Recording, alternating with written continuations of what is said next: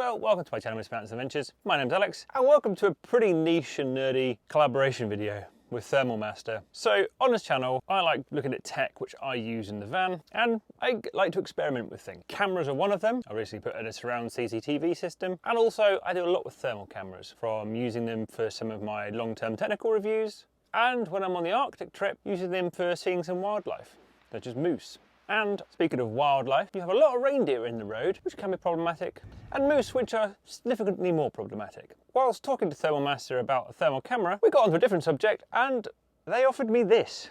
Now this is a pre-production model, so it's got none of the literature with it, and it's a thermal dash camera. That is incredibly niche. Although I did think it was incredibly niche, but turns out this is something which luxury Audis and Mercedes are including in some of their high-spec models, is a night vision camera, or a thermal or infrared camera, to see at the dark with a collision detection system. Now, this is effectively one that you can install yourself on any vehicle. So I agreed to do it. I don't really know how well this is going to work and what it's going to be like, but I agreed to it, and actually I'm really keen to use it in the Arctic this winter to see if it's actually any use in a real world, pretty extreme environment. Extreme cold and real life reindeer happen quite a lot. So let's unbox this, have a look at it, install it to the best I can on a van that's designed for cars, and we'll go from there. Right, well, first off, Thermal Master NV300 MAX Automotive AI Thermal Master. Detect life and deer vehicle collision prevention. Sounds good to me. Got information on the side, black box, and side resolution of the screen interface. So you have a screen interface and you've got the external camera. Dual spectrum, I think it's because it does a thermal or infrared and also visible light as well, so a normal camera. Up to 300 meters detection. AI, and I think AI is, in this context, it analyzes the footage as it's live and tells you if that's a vehicle or a person. Also recording with the collision, so it's also a dash cam, and it's 3-in-1. IR, infrared, so that's your thermal, dash camera, and OBD2. From my understanding, this does have an OBD slot for your vehicle, so it can get information directly from the vehicle itself, but we'll find out what that actually does. First off, swish looking box. And there we go. So the actual unit itself is pretty hefty. A lot of their marketing material, as in images wise, shows this mounted. It's not very, minimalistic. This, on the other hand, is quite huge. Magnetic, 3M, and I don't know what the blue one is covered in. That's just a pad or something. Thermal, and then your normal camera. And this cover comes off, and you can run the wire in it. Now, my first thoughts are going to be, there's no adjustment as I can see for this unit. And whilst this might work on cars which have quite flat bonnets or quite a flat roof, my van's forehead is quite steep, and I'm honest with you, I don't really want it on the bonnet because it's going to get nicked. It looks like something expensive, so I want it to be out of reach. Next up, the actual interface you have in the vehicle, the screen itself. It's got a speaker, microphone, USB-C, SD micro, and a power button. And I believe in here is the mount so you can put it up on where you want it to go. And let's see what else is in the box. So take out those two main components. I have opened this before. So I think this is the box of cables. There is no literature or instructions on it. I've been sent the PDF manual. The final one will ship with, I presume, the physical paper manual and warranty card and all of that stuff. Nice box though. I like when people think about packaging. Right, first cable. This is a cable between the camera section and this. Well, actually not the screen, because the screen doesn't have that connector on it. Okay, so there seems to be a cable here. Different pins. So one goes into this harness. That goes into the USB-C slot on the display. Where does this one go? Okay, so it's also provided your normal cigarette lighter, which has got the power cable in it. It's that same connector, although it's got USB, so if you've only got a limited number of 12-volt sockets, you're not going to lose from your USBs. And the unit itself is powered off a 1 amp 12-volt supply. And you've still got 2.4 amps at 5 volt for your USB. Okay, so we've got that. Cable. Right. Also, it's easy because there is a cable to be run. I guess the cable clips in there. You stick that to your vehicle surface and it keeps the cable nicely managed. Since there is a bunch of these, they've also supplied wipes for drying and cleaning the area, so you get a good stick. Same for the screen itself. There it is to be 3M, a lot of 3M tape on it, and magnets. The mount for the screen, oh, it's nice, it's metal. 3M mount. I'm going to presume the screen is magnetic. Oh, it's magnetic. So guess if you, normally it shows in their photos it mounted on the dashboard, but I guess if you wanted, you could mount it from above. I guess there's no issue with the orientation you want, or if it's not flat, you could have it mounted elsewhere. I guess also that means you could, if you don't want to screen something to look nickable, you could just unplug it and put it in a drawer and it's less obvious. And a OBD2 connector, presumably since there's no wires, it's Bluetooth, which connects to it and hopefully automatically. And a magnet, a rubber bung to fill the hole in that, and a screwdriver. Well, this has got a screw hole because it shows that there is some taking it apart, so let's have a look. One screw. Cool. This is the same colour as my van, and the box says grey on it, implying there could be other colours. I can't see anywhere where it says other colours, but I guess if you were installing it on your vehicle, you could take that off and send it back and colour code it if you wanted to. So this appears to be the actual system itself. Dashcam, well, there you go. Visible light, IR, on a, I think this is glass fibre reinforced opposed to metal. This is metal, this is a heat sink I can feel. And this unscrews as well, so let's take that off. That's the camera, that's where the connection is. Goes in there. I am not going to take this off for now. Here's the base plate. It is a bit of a shame that this angle can't be changed, because I think on my van this is going to be quite low going like this. But let's get that cable put on and let's power it up for the first time without it properly being in the vehicle. Nice to see it is using waterproof connectors. It is a bit fiddly. It is index, but it does interfere that just slightly, so it wasn't the easiest to get in. I don't want to twist it because I'll break it. Maybe that can be adjusted, but let's just leave it as it is at the moment. Right, let's just put some of those screws back in, just so we don't lose them really. It is nice that those are not into plastic, but actually into little threaded sections. Right, what we got here then? Let's wiring harness. Do that one, which looks like it's the connector.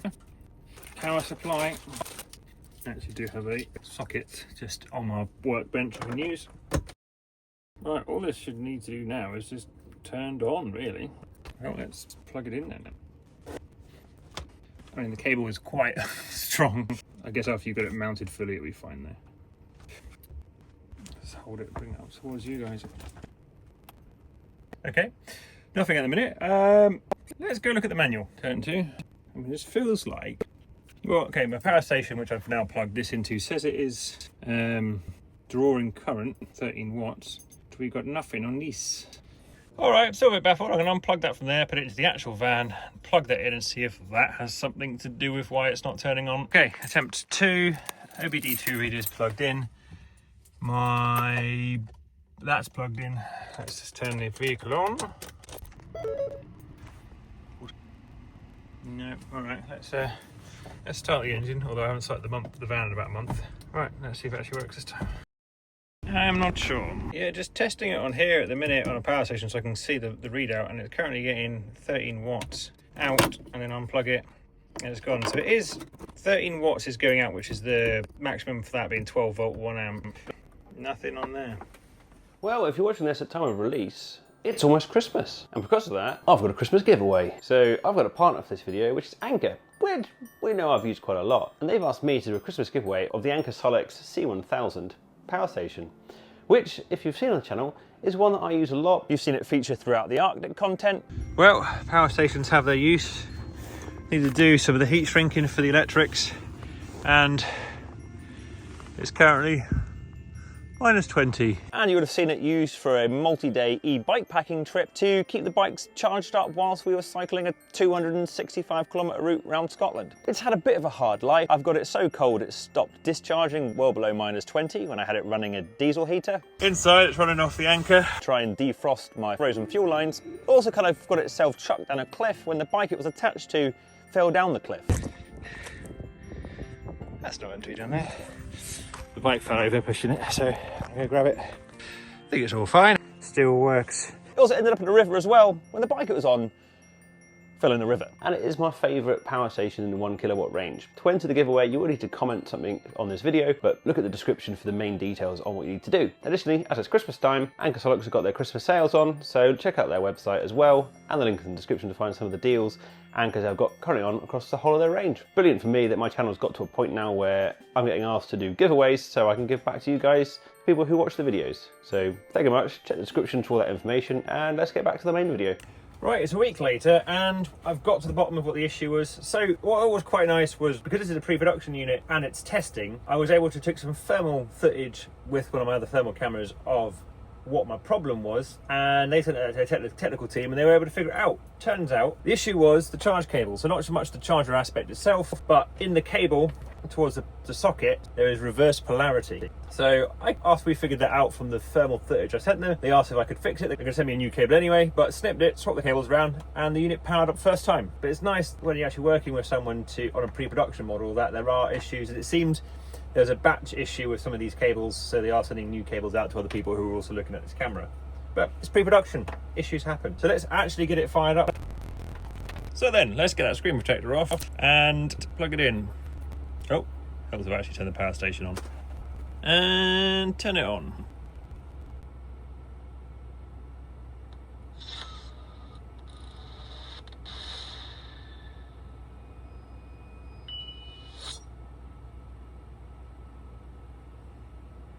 And there we go. So at the minute, that's just pointing, well, that's just pointing into the cab. I do need to plug OBD2 reader in. Dual spectrum mode, auto mode, visible light, fusion mode, thermal only mode. Well, I guess let's temporarily magnet mount this onto the roof and see what happens. Right, as the roof of my van is quite sloping, I've mounted it there just on magnets at the minute.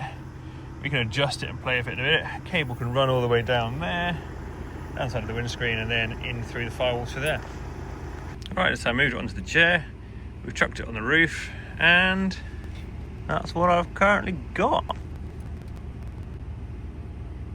Oh wow, it identifies all cars.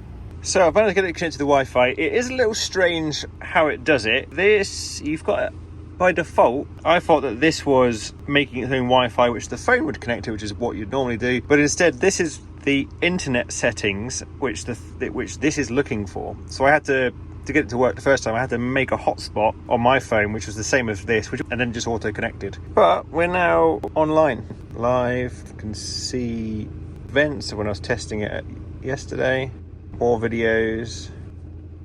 Live view mode, infrared. And all of the settings. And the OBD2, when I brought it nearby, connected.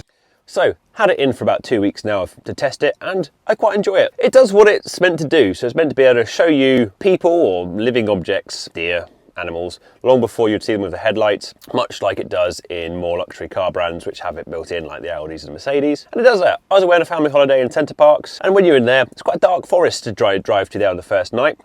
And that was a really good test for it, because it was showing the groups of people walking along the main roads in the dark, and it was seeing them about 10 seconds, 5-10 seconds before my headlights were actually seeing them. It also does pick up quite a few people having a pee in a bush at the side of the road, which you wouldn't normally see. So it actually does work quite well. It's got a few other notification options which you can actually change. Let's just tell you about vehicles. Generally, I don't want it to tell me there's a hazard every time a vehicle gets a bit too close, because too close is relative, and I think you can change that in settings. One of the ones I didn't realise to do is in traffic, it tells you when the vehicle front starts moving. Car ahead moving. Which is, again, not particularly helpful, because I usually can see the car moving, but different features, I want it for different people. The OBD2 bit seems to work quite well, so it records the journeys, and you can see what the journeys look like with a little speed graph, or the RPMs, or how heavily you've braked. Nice little feature. Software-wise, it does need a few little upgrades, but I can see that I'm running one of the base original software option, and there's some updates on the app, so there are some of the features going to be fixed in the future. I'm looking forward to bringing it to the Arctic this winter. I actually think, having now used it in some dark forests and locations and seeing how well it actually points out people,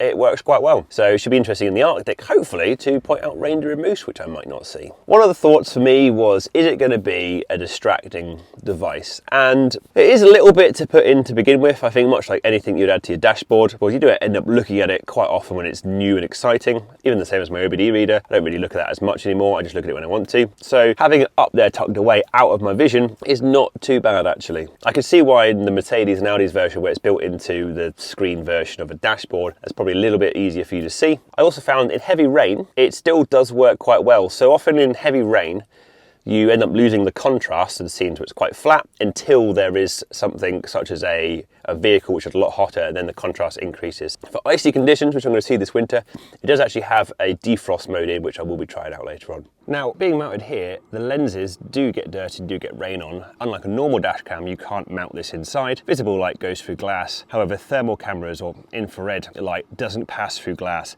The front element on a thermal camera is not glass, it's something different, which thermal information, infrared information can pass through, which is why it's got to be mounted external. But even with, you know, the dirt and debris you can see start going on it, which you would normally get on an external camera, I don't really have much issues on it running that way. The cable management has actually also stayed on pretty well, although I did use a heat gun to really heat this up and the metalwork to apply them. The glue seems to have stuck pretty well. One of my other major complaints was that you can't adjust the camera angle, and because it's on my roof, this is a bit of an angle. While stationary, yes, it's noticeable, but I find when driving, I don't really notice it very quickly. It kind of, you don't really notice it's at a slight angle. Getting footage off has been reasonably simple, either just using the app, which is a little bit of a pain, but now that I've got it set up correctly, it does connect to my smartphone pretty easily, or I just pop out the SD card and put it in my computer to pull it off. One of the other modes to look at, you've got thermal, dual spectrum, which I don't find very useful. Automatic is what I use it on most of the time. So on better light days, it's in the visible light, and in lower light, it goes into thermal. I think there's also aspects which are related to time of day as well. That's your normal visible spectrum. Fusion mode, which is a mix between thermal and visible light, I find it a bit of a weird one because their images don't line up and they're fixed lenses, so they should, but that's presumably just software related and can be fixed long term. And thermal mode, but I usually keep it in auto. Voice activation software features, it does have them, but I'm currently struggling with them. Hello Max, full screen. I'm here. Full screen? Full screen. Nearly every keystroke seems to have an option to do it with voice commands, which is great for not having to touch the device while driving. So if you're interested in the Thermal Master, if you're watching this when it comes out, they do currently have a funding campaign going on, so check out the links in the description for that if you're interested. So thank you very much, and I'll see you next time. Cheers, bye. Well, if you've enjoyed the video, do consider subscribing to the channel. Other ways you can help support the channel, just leaving a like or a comment, or check out some of the links in the description. I work for Romo, which is a British lithium battery company, and I have an affiliate link for their batteries. I use their Extreme series in my van. I also do their electrical design consultations. I'm a brand ambassador for Autoterm, Amazon affiliate links, and a bunch of other bits and bobs. But really, I just want you guys to enjoy the content. So thank you very much, and I'll see you next time. Cheers, bye.